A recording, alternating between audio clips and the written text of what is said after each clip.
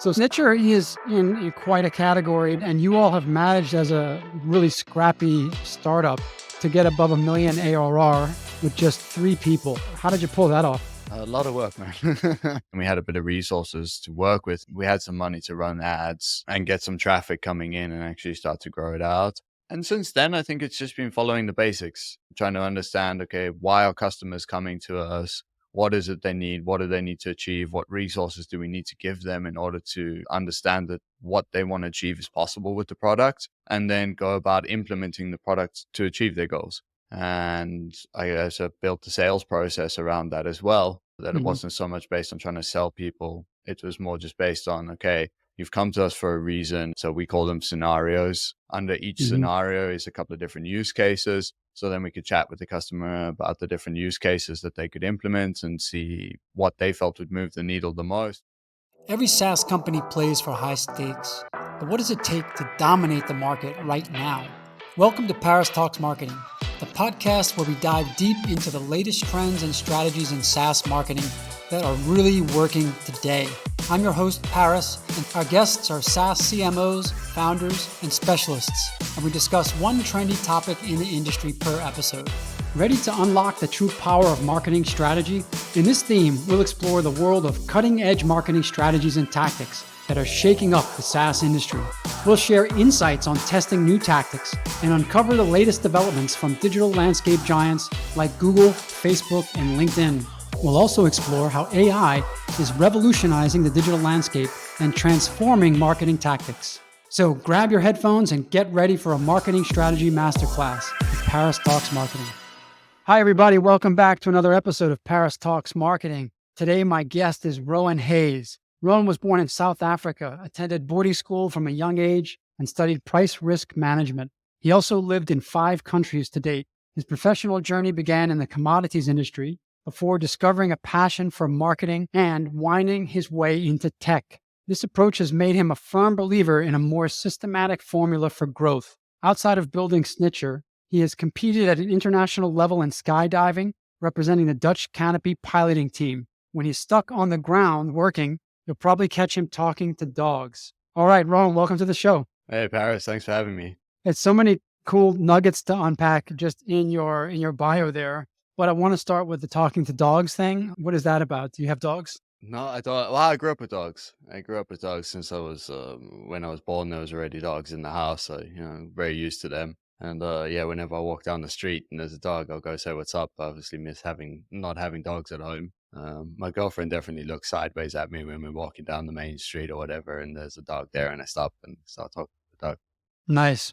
And let's touch on the skydiving thing too, because we met at SaaStock, and your colleague Leon was also a skydiver, which I thought was just one of the most badass professions. Why would you ever leave that to do something else? When you're jumping out of planes for money, it comes with risk. And I think it also gets repetitive at the time, because the way to make money through skydiving is taking people for tandems, and you're not actually competing or really progressing your own skill set when you're doing that. It's a bit like being a bus driver in a sense. And what you typically find is you start to get a bit burnt out because you're repeating the same jump over and over and over again. And then on top of that, the money's not great. You get a flat $40 per jump, $50 per jump type of story, and you can only ever do 600, 800, 1,000 skydives per season. So you're capped, and that's great when you're a 20-year-old and you're fresh out of school and you're making 30, 40,000 bucks a year skydiving. But if you're 55, 60 and you're still doing the same thing, it's not as nice. And then I started looking around and I saw a lot of the older guys, 55 years old, burnt out, really unhappy, not enjoying it anymore. And I just thought like, hey, I got into this because I loved it. And it was just fun all the time. So I don't really want to take something that I love, that's a passion of mine, and turn that into work and end up being old and hating it. Yeah. Do you still do it for fun? Yeah, well, since Snitcher, not nearly as much as I used to. I think I probably do about 30, 40 jumps a year now. Okay. Well, that's still quite a lot, actually. Well, so Rohan, we met at SaaStock just last week. Seems like longer now. And you were one of about 120 exhibitors there. And I first met your colleague Leon and then came by the booth. But I want to hear, because a lot of our listeners do attend conferences like SaaStock. Some of them might have gone to SaaStock last week in Dublin. How was SaaStock for you? Was it worth it? Yeah, it was really cool. I really enjoyed it. We've been to a couple of small events before. Some were good, some not so good. SaaStock was great because at least the audience is all interested in the same thing, so the people you meet and have a conversation with. So we went to a SaaStock local here in Amsterdam a couple of months ago, maybe longer, the Hmm. first one. Enjoyed it. And then we thought, okay, like, let's just get out of the office. Let's go meet some people. Let's have a bit of fun. And I think going with that mindset, you're obviously always going to get a return. Cool. Were you able to attend any of the talks? A few. We Hmm. went to a couple. I ended up mostly in meetings the whole way through. We thought, okay, let's meet a couple of investors. Let's hear what they have to say. Let's find out what the capital markets look like at the moment. Met a couple of clients while we were there as well. And then there was a few people that had reached out to us as well with interesting propositions. So we thought, okay, let's meet. Let's have a conversation there. Yeah. I think for me, I also spent probably 75% of the time doing meetings, and the other time I spent trying to catch some of the talks. What was clear to me, the overwhelming theme was AI and how AI is changing the way people work. And one of my takeaways is that not only do all of us need to understand how to use these tools like ChatGPT and others to improve our workflows and productivity, but most SaaS companies have an imperative to bake these AI functionalities into their products now. Mm. And that's happening at a very fast pace. Do you have plans to try to incorporate any Gen AI functionality into Snitcher? I didn't get as much of that. I don't think that Mhm. that filtered through to me as much. Through the conference, I didn't feel it nearly as much as I had 6 months ago when it was just all the noise everywhere. I kind of felt like it's died down a little bit. It's becoming a bit more normal. In terms of incorporating Yeah. AI into Snitcher, we're definitely thinking about it. I mean, of course we are. At the same time, we're reticent to go and incorporate AI into the product just for the sake of incorporating AI.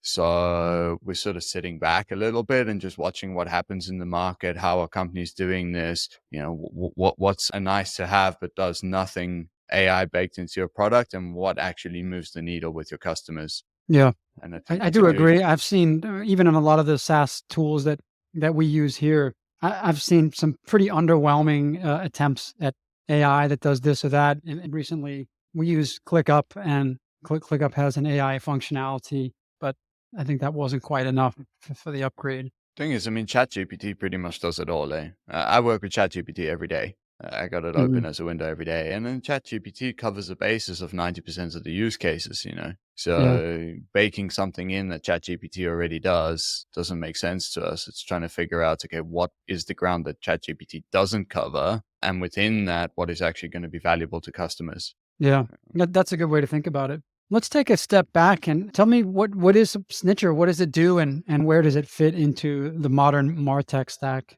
Yeah, sure. So Snitcher is a visitor identification platform purely for B2B. So what we do is we identify the companies that website visitors work for. And then you basically get a big list of all the companies that have been on your website.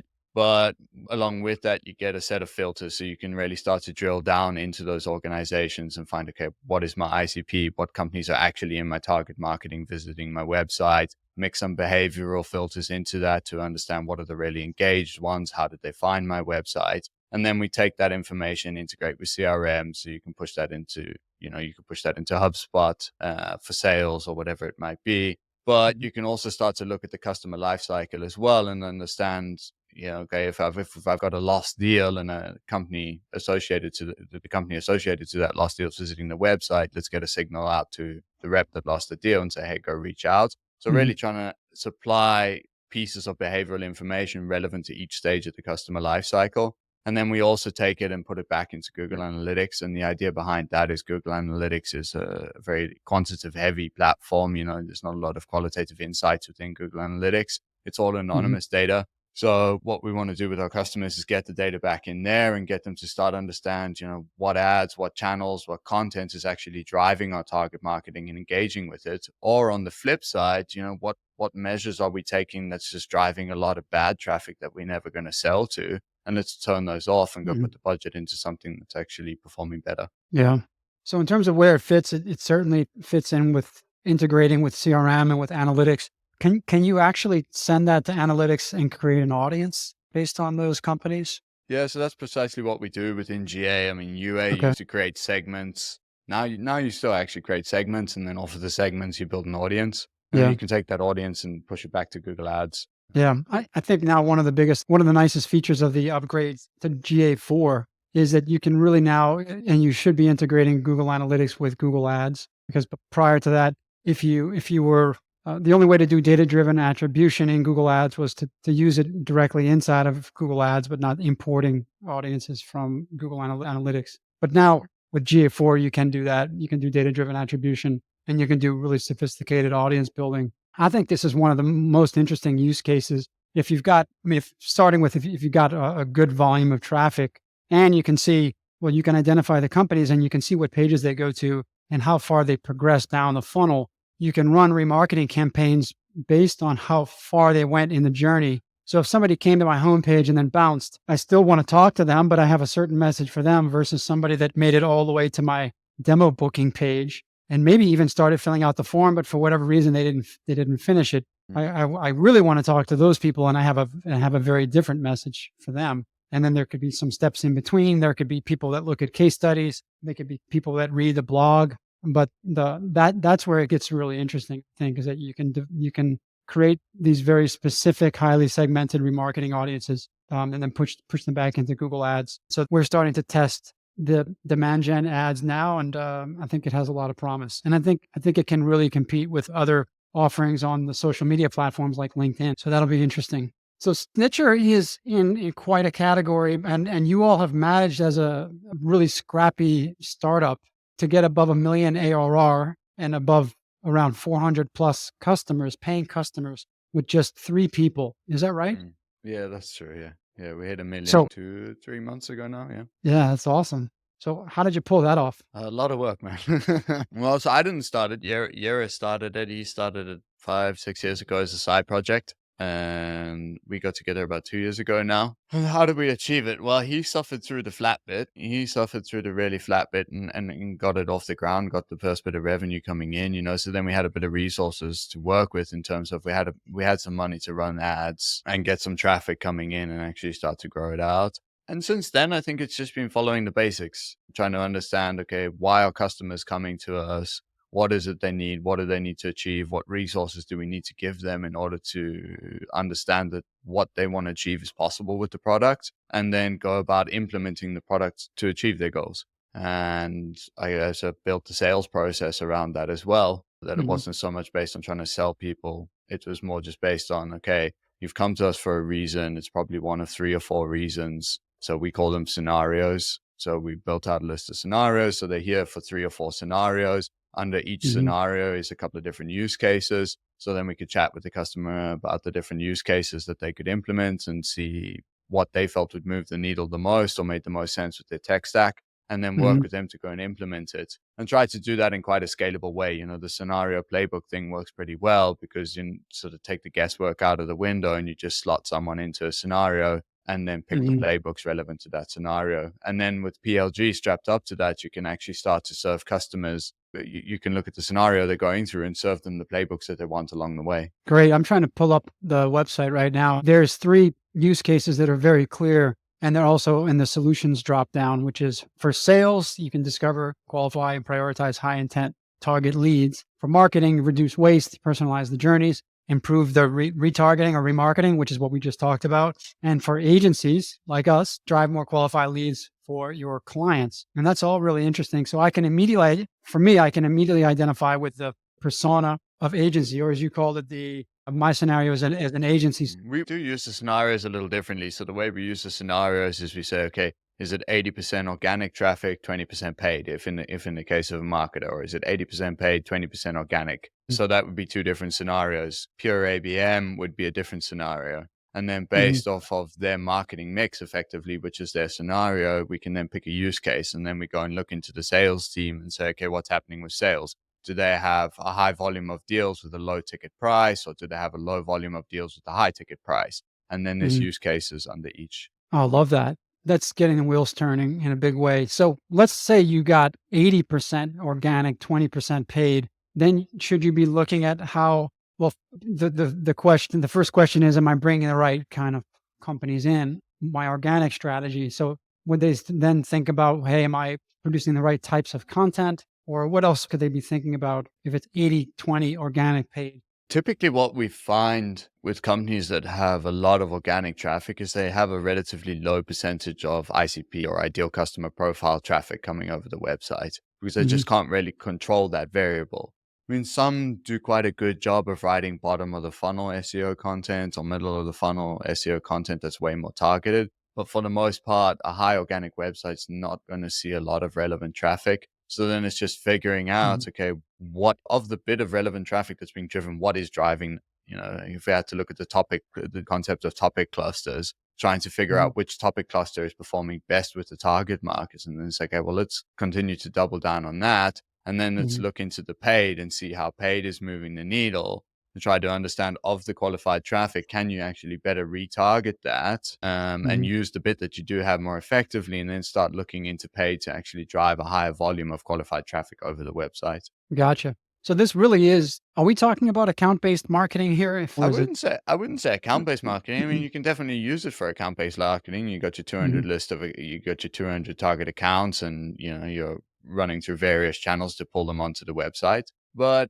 I like to look through an account-based lens, not account-based marketing, but just try to understand how many accounts, businesses currently in my marketing funnel, in my sales funnel, are actually capable of purchasing my solution.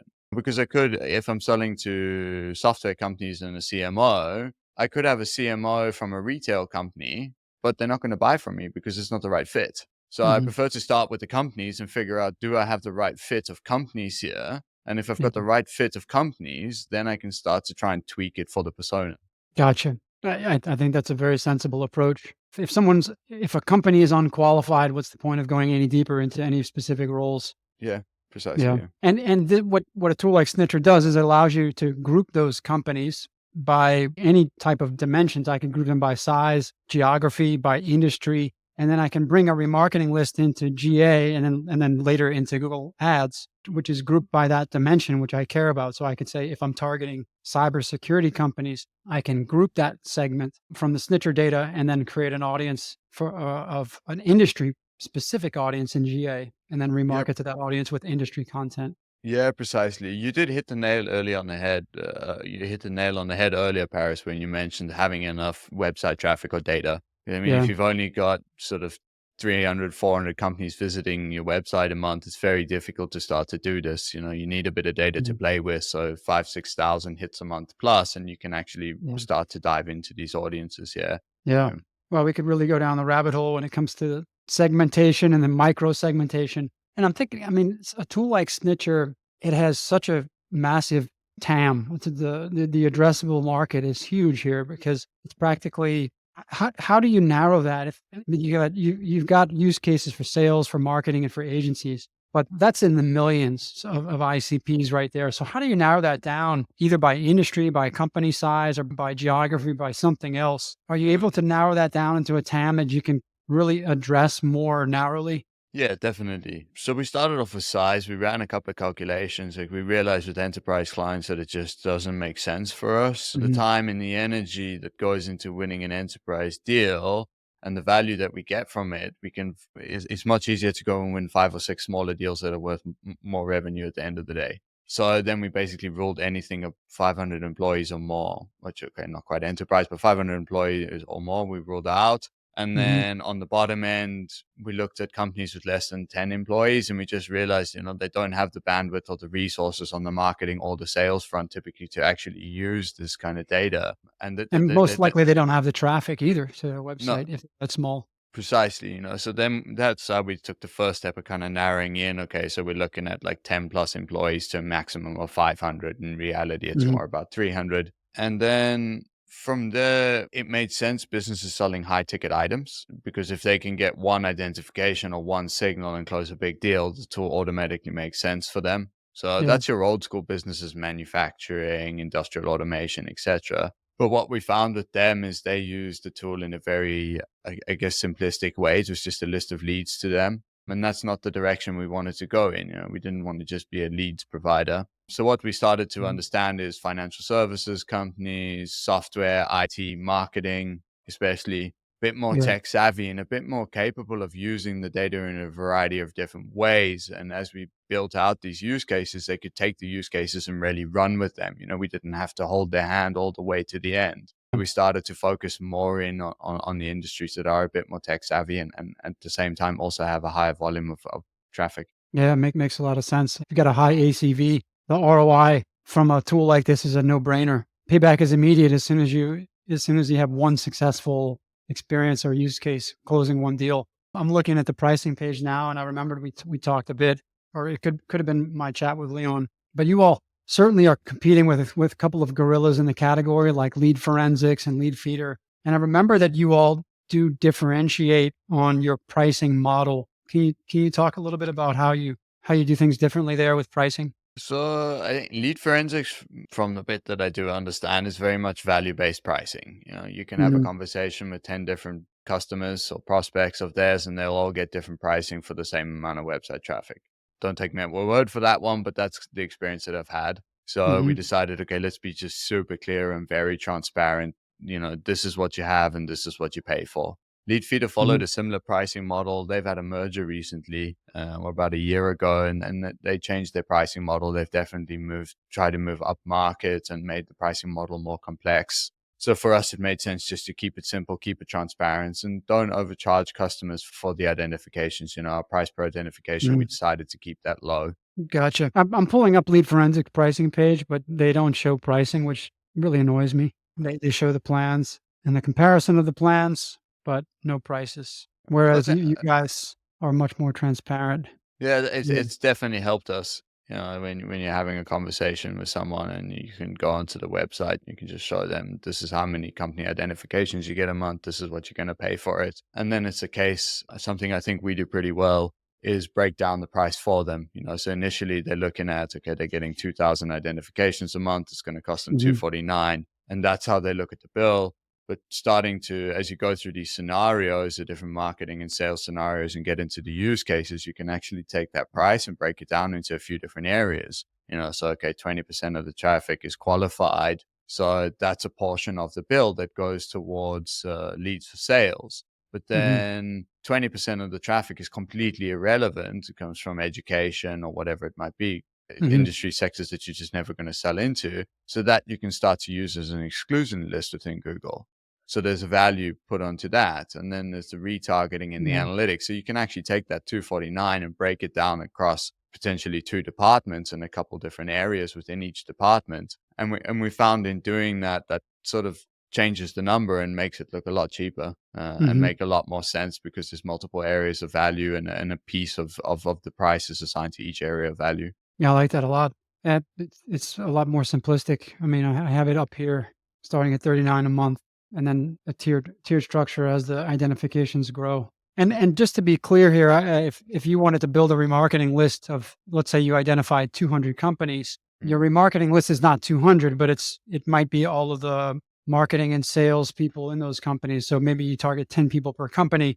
So it's not 200, but it's 2,000. And then you've got an audience size that's potentially large enough for something like customer match or other remarketing lists. Because one other thing that's very important with remarketing is that you need size. You need a large enough list to have any meaningful results from that. Yeah, that is, as I said earlier, you hit the nail on the head with having a bit of volume coming through. And the same is true of LinkedIn as well. So you all are pretty savvy in competitive selling. You've got a more simplistic pricing structure and more transparent. Now, a quick word from our sponsor. The Paris Talks Marketing Show is affiliated with Hop Online, a performance marketing agency focused on high-growth SaaS and other recurring revenue-based companies. If you like the flow of this conversation, you may want to consider jumping on a discovery call with someone at Hop Online. A discovery call is similar to my podcast interviews in a lot of ways. We'll get to know your business goals, competitive landscape, and marketing needs. And you'll almost certainly come away with some new ideas for how to accelerate your customer and revenue growth. If you're interested, go to hop.online, that's hop, H-O-P .online, and book a discovery call with one of our strategists today. Now, back to the episode. How else are you all doing competitive selling against the likes of Lead Forensics, Lead Feeder? Well, I think the PLG process that we've got together now works pretty well. We don't we know lead forensics is very, very sales heavy. And we know that lead feed is going to put in a lot of sales touch points through the trial. Hmm. And my personal opinion, and Yeri was the same as me, is that if we've signed up for a trial, like we do maybe want a little bit of help, but at the end of the day, we signed up for a trial. We didn't sign up for a sales process. Hmm. So the approach that we've taken is let's provide them with the resources along the way, scenarios, use cases that they can help themselves. And what we typically find is customers end up reaching out to us at a certain point because they want a bit of help with someone. They've got a question because they've managed to do something and they got a couple ideas from it, like, oh, wow, can I try and do this or can I do that? And then when you start that conversation, you start it from you're actually just helping them. You're not selling to them. And I find that that Hmm. goes down a lot better. And then within utilization of the data, I think we've probably got a bit of an unfair advantage in that, with two founders, okay, now Leon's come in, our understanding and knowledge on marketing and on sales, and then how to apply the data to marketing and sales is a lot better than, your average rep or your average account manager at one of the competitors who's not never been a marketer. And okay, they've probably been a salesperson, but that's about it. Hmm. So that is an unfair advantage, but at the same time, that does come with consequences because now as we start trying to figure out, okay, how do we actually begin adding people in and growing the team? How do we Hmm. scale that? Because we can't scale ourselves. And that's actually, I think, what forced us into a deeper level of the scenarios and the playbooks is Hmm. working with Leon as he was coming in and teaching him, realizing like I need a systematic way for him to be able to say if this then that. Yeah. Um, So do you find yourself and your co-founder and Leon getting pulled into a lot of sales calls, consultative sales calls? a fair amount. Yera not so much. Yera's more on the product side of things, so he tries to keep his head down over there. I did a lot of sales for a long time. And Leon now is, he's starting to take more and more of that over. I still find myself in sales calls with bigger accounts, but yeah, it's I can't. My feeling of it is it's not really. I don't feel like it's ever really been sales calls. It's more been stage one of the onboarding, and that's how I've approached Mhm. it.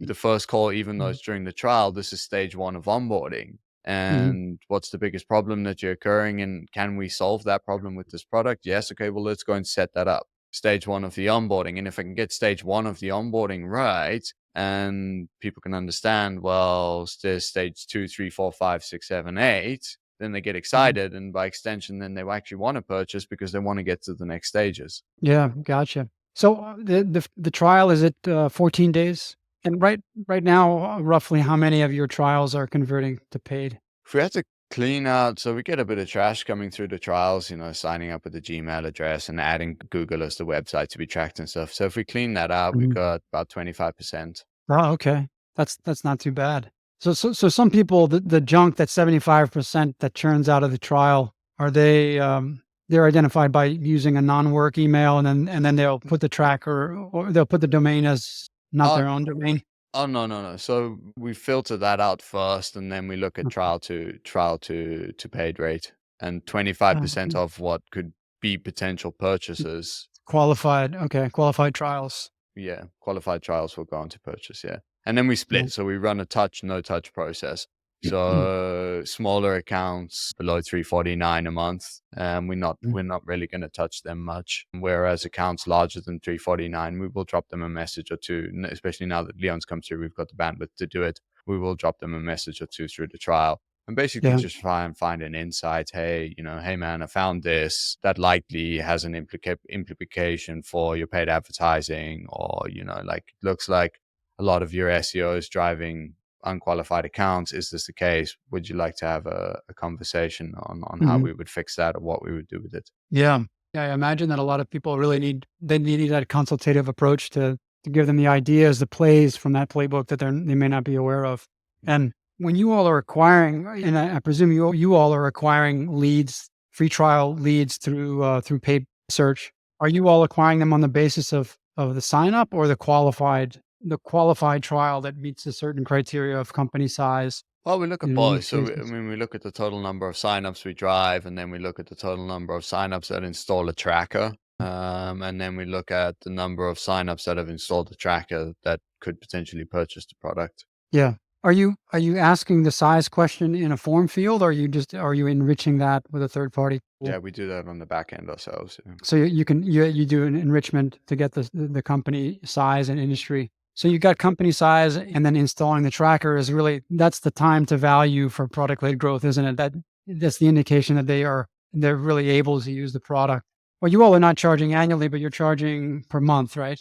Larger customers we bring onto annual plans. Yeah. You lock them in on annual.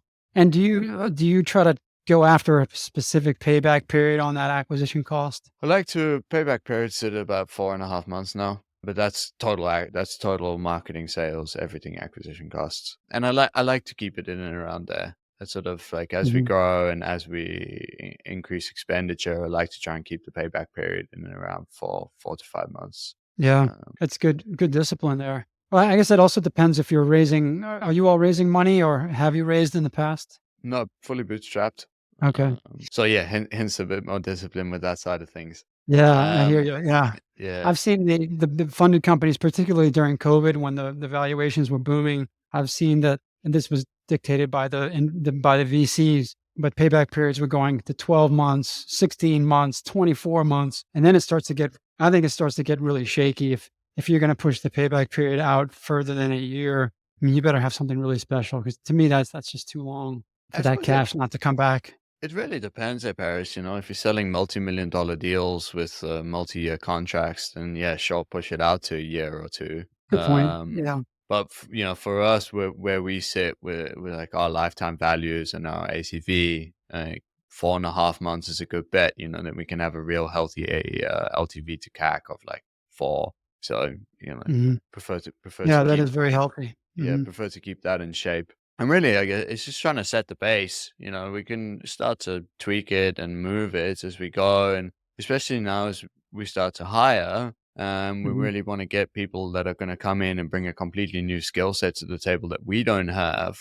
I think the best possible job that we could have done as founders is just set a stable base for them to work off of. Yeah, let's talk about that. So you guys are still 3 people, everybody doing a little bit of everything. But who are your next 3 to 5 hires? So definitely a developer. We got a developer coming in. We just agreed that we work together, so he's coming in soon. Oh, after that, maybe someone else on the dev side of things, and then potentially an account manager. But I don't really know if it would be someone in a traditional account management role, or more just looking at this no touch retention model that we have and trying to figure out like, okay, well, how do I optimize the no touch retention side of things, and then looking at the touch side, I'm helping. I do a lot of work with customers. Leon runs what is now a full sales cycle. He sells to people and then he works with them after they've purchased as well. And then they would support that. But more importantly, like how can we try to take technology and turn the touched retention piece into a lower touch retention piece? So I don't think a traditional account manager is really going to fill that role. It would be, I guess, sort of a bit like a product manager / account manager. Yeah. I was going to say maybe a CSM, a customer success manager, who can their KPI is retention and upsell. Maybe. I think the tricky thing that I've seen with CSMs in the SaaS industry is they've not actually worked in the job roles of the people they're helping. Yeah. They did sales for a while and then they became a customer success manager, or maybe they've only ever been a customer success manager. And I really don't think that moves the needle. Like they can look after 50 accounts and they can have meetings with them every so often and check, integration scores, have they integrated different systems? Are they active, etc.? Let me give them a nudge. But they can't really help them because they haven't worked in their role. So for us, CSM type retention manager would be someone that's actually spent a few days in a marketer's shoes and spent a few days in a sales manager's shoes. And because of that, then they understand these are the challenges that these people are going through. And this is how through our data, I can actually go and help them. Yeah.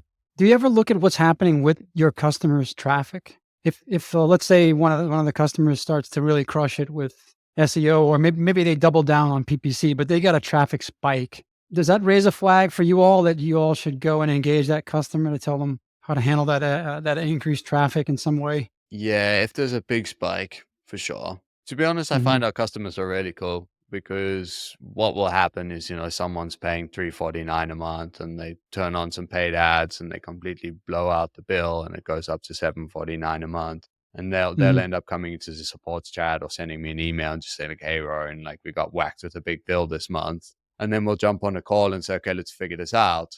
From my side, we still supplied the data, so we did do what we needed to do. But on their end, I get it as well, because basically they spiked their traffic. They didn't get a lot of Yeah. value out of that spike. So then typically we'll have a bit of a conversation and say, okay, like, how do we find the equitable path forward? Is this going to be the new Mhm. level? And if it is, like, how are you going to deal with it? At the same time, we've also got a lot of customers that have done that, blown the traffic through the roof. And then it's Mhm. only really been through Snitcher that they've realized, like, oh, I blew the traffic through the roof and I'm not actually going to get anything out of this. So then they don't mind paying an extra month or two with the traffic higher, because at the end of the Yeah. day, the tool was the thing that told them the actions you've taken are not actually going to turn into any revenue. Yeah.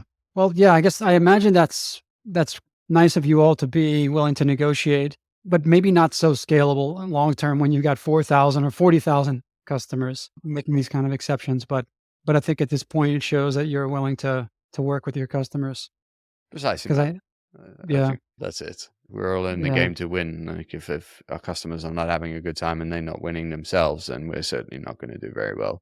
yeah that's absolutely the right approach. Let's pivot over to SEO. I wanted to make sure we had enough time for this. I've been through your website. We've talked about the playbooks and the plays that fall into the marketing use cases, the sales use cases, and then there's an agency use case or persona. But I don't really see a lot of documentation of these plays. And we were talking earlier about SEO and the impact that AI will have on SEO. As a quick side note, there was a great speaker from Jasper AI. I think she was the CMO, and she predicted that probably in the near term, about 25% of SEO or organic traffic could be gone as a result of AI. Not because people are generating more and more AI content, but because the zero click searches are going to rise because the Google's what they call the search generative experience, the SGE, where they pretty much they put their AI answer up on top, which results in a zero click search.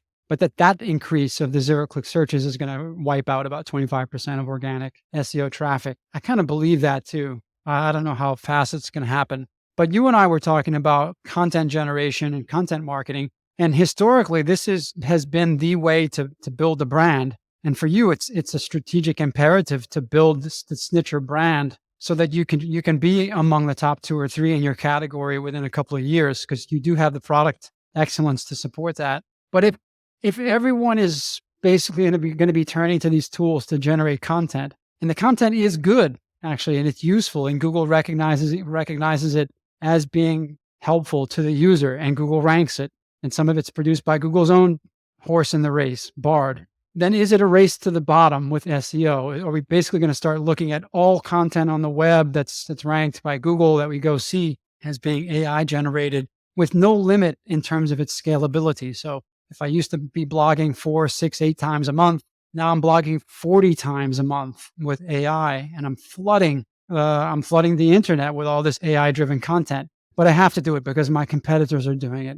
So where is that leading us? And then can you still build a brand in that world with SEO and content marketing if that's where it's headed? It's a difficult question. Quite I, quite the long wind up for that question too. yeah, But yeah, yeah, yeah. uh, That's a tricky one, Paris. I think it's been a race to the bottom for a long time now. Like, looking at content, I can't tell you how many times I'm searching for something, and then I find an article listed highly, click on it, and then I get on it, and it takes me 2 minutes to realize, like, well, not even 2 minutes. Like, it's just SEO laden dribble. So I think that the race to the bottom has been happening for quite a long time, and AI has just dramatically sped that up.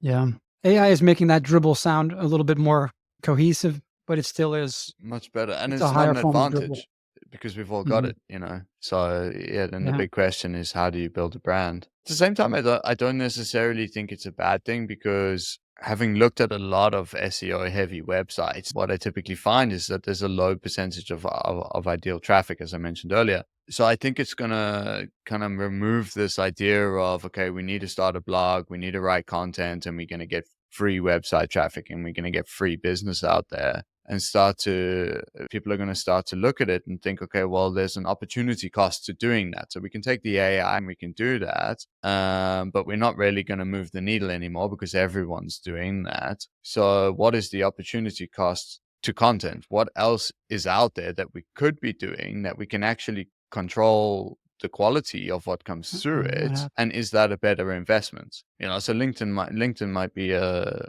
good example of this. When you mentioned, where is the audience? I mean, maybe the audience is going to shift from primarily being your website audience to an audience somewhere else, like on LinkedIn, or maybe your podcast audience or your webinar audience or something else that you. So if a brand tries to become a media company, the blueprint that HubSpot really proved out several years ago, then your brand's media company will have lots of different hubs. You're going to have a hub on YouTube, on LinkedIn. You might even have another website that's not your commercial website, but it's really for your media, your podcasts and webinars and all your video content. But I think it's becoming more decentralized, really, and in a way that certainly will impact you, Snitcher, and your category too. Where if your audience hub isn't totally concentrated in your website anymore, it starts to become distributed out to channel, LinkedIn page, LinkedIn personal profiles of your C-levels and whatever else, then you got to think about it entirely differently. But the fact remains, in my opinion, that it's even more important to build a brand in that kind of environment. Even more important to build a brand. I completely agree with you in that, and I think the media houses, becoming a media house is probably the future. People also want to be entertained. Being a media house is part entertainment and part education. And at the same time, and I think of crossing the chasm when I say this now, word of mouth is the most powerful form of marketing. And companies for a while now, especially with the VC-backed, scale hard, lots of money to do it, I think have at times got away with building massive marketing and sales teams that are high functioning and driving a lot of growth through that. And if you start to take away the ability for marketing and sales teams to acquire customers as easily as they could in the past, because it's not just marketing that's experiencing this issue on the content side or will experience this issue on the content side, it's also sales. We start to look around, we start to chat to customers, and we realize that outbound sales, more and more people are struggling with it. Some people are still really doing well, but a lot more businesses are struggling with outbound. And under that light, like if you can't quite as easily acquire customers as you used to, then by extension, it becomes more and more important to have a product that's just really good and does the work for you. Yeah, I think outbound's been there forever. Even from the days of cold calling, I still think that happens a lot.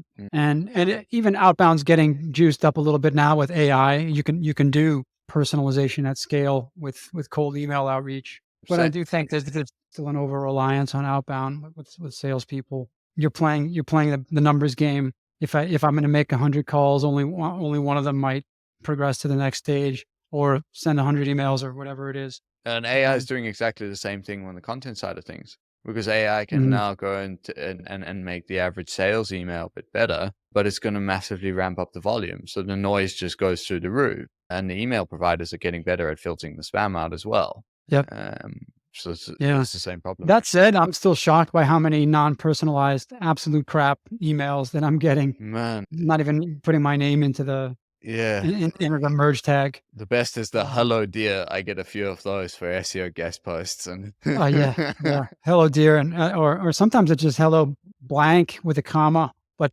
that's really lazy approach. But I think those are the folks that are doing huge volumes and they don't even care. Yeah, I guess that game is still out there a lot, but and it's going to become more and more personalized. And I guess the recipients, for those that still get through to the inbox, I think the recipients are going to also start to develop more.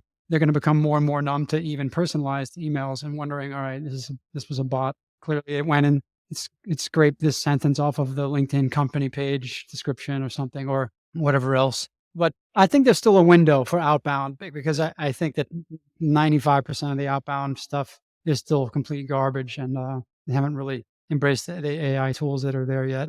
But that window, like everything else, it's going to close. But for sales, I mean, getting back to building a brand, I mean, I think now more and more the brand needs to be connected with the personal brand of the CEO or the founder or some high level C-level person. And I do think because people want to follow people on LinkedIn, and they will equate and ascribe the value of that person's company based on the personality of the CEO. And I think that that's becoming an imperative also, that building a brand also means building the personal brands of the leadership in that company Likely. that support the vision and the mission and I think that's really important. Yeah. I mean, we're definitely starting to see that. It's conversations that we're having internally a fair bit. Difficult because neither my partner or I like, this is not my thing. Yeah. We don't like being on LinkedIn. We don't like posting. We've tried it a couple times. We said to ourselves, okay, we're gonna do it. We like got the whiteboard out. We put sticky notes on the whiteboard, post on LinkedIn, post on LinkedIn, post on, and we could keep it up for a week, man. And then it just felt like, why am I doing this? There's things that can move the needle so much more than writing some posts on LinkedIn. But then at the same time, as you say, like the brand of the founder and the brand of the company is becoming far more interconnected. Yeah, people are looking at that. I mean, there are a lot of examples, but we talked about this guy, Chris Walker, who we both see a lot on LinkedIn. And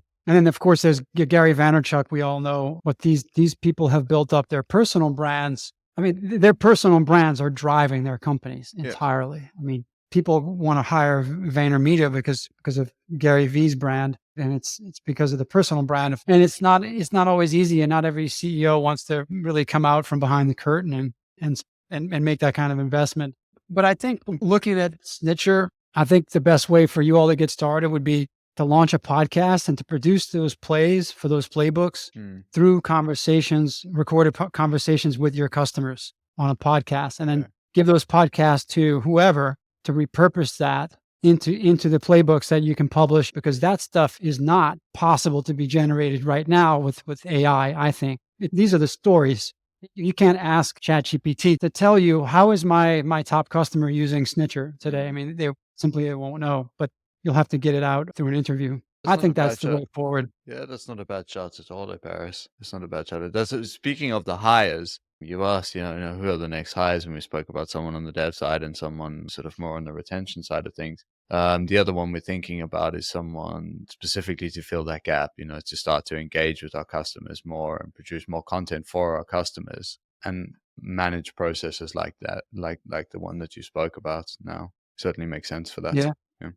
Yeah, man, I think the best plays are the ones that your best customers are using today. And if you get those stories, then those are the stories and the plays that educate. So, the 80-20 rule or the 90-10 rule is that probably 10% of your customers have amazing plays that the other 90% could really learn from. Yeah. Or how do you make that happen? Yeah.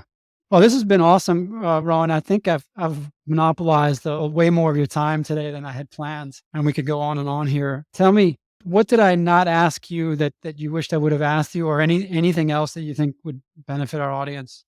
Cool. You got to leave the most difficult one for last, Paris. That's the most open-ended one, yeah. I suppose maybe not what you would have asked me, just what I would have said. And to me, let's just do the basics well. Maybe I touched on it earlier when you asked how we got to 1 million, and just doing the basics well. And I'd like to reiterate that. In today's landscape, there's a lot of stuff pulling marketers and salespeople, everyone in different directions. You've got to do this, you've got to do that. That's broken. This is the new thing that's going to make you $50 million in 5 minutes. It's all over the place. At the end of the day, the job is just to do the basics well. And if you do the basics well for a long time and find small incremental improvements over a long time, that actually turns into a big result. So yeah, my final thought would be just do the basics well. It's not, we don't need to reinvent wheels. All the knowledge is out there. There's people far smarter than me, for sure, that have gone out and figured out what is the optimal way to grow a company or to grow marketing or to grow sales. And they've written blueprints and followed the basics. And I think kind of copying that and implementing it in your own business with a bit of a twist makes the most sense. And tell me if I'm wrong, but the parting thought here is don't always be chasing the shiny object, because there's always a new shiny object in marketing. Practically every month something new comes out that can take you away from your priorities. But stick to the basics, and generally play the long game. And that still means driving the right type of traffic to your website and understanding who that traffic is, who are those companies, and then following up the right way. Well, let's wrap it up. Hey, Rohan, thanks for being with me. I really appreciate it. Can't wait to launch this episode. We covered some amazing things. And everybody listening, go and check out Snitcher. You really will benefit by that knowledge of who's coming to your website. All right. Great talking with you today, Rohan. Thanks for having me, Paris. Bye. Another great episode in the books. Hope you enjoyed it. If you want to get notified when future episodes drop, be sure to subscribe to Paris Talks Marketing on your favorite podcast player. And to learn more about our growth marketing agency, visit hop.online. That's hop, H-O-P.online. Have a great day.